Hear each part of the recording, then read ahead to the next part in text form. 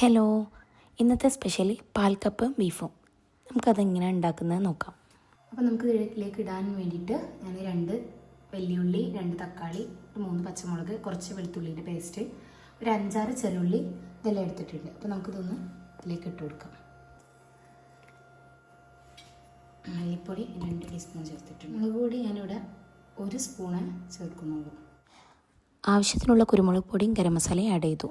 വെച്ചിട്ടുള്ള ബീഫ് ചേർത്ത് കൊടുക്കാം. ആവശ്യത്തിനുള്ള ഉപ്പ് ആഡ് ചെയ്ത് കൊടുക്കാം. കുറച്ച് പച്ച വെളിച്ചെണ്ണ കൂടെ ഒഴിച്ചിട്ട് നമുക്കിത് മിക്സ് ചെയ്യാം.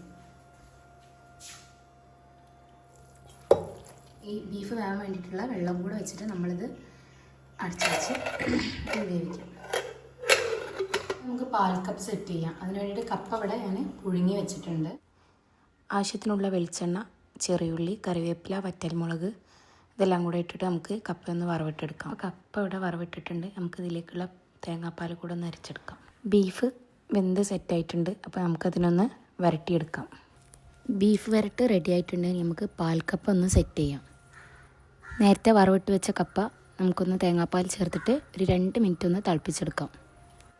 പാൽക്കപ്പയും ബീഫൊക്കെ റെഡി ആയിട്ടുണ്ട്. അപ്പോൾ എല്ലാവരും ട്രൈ ചെയ്ത് നോക്കുക, ഫീഡ്ബാക്കൊക്കെ അറിയിക്കുക.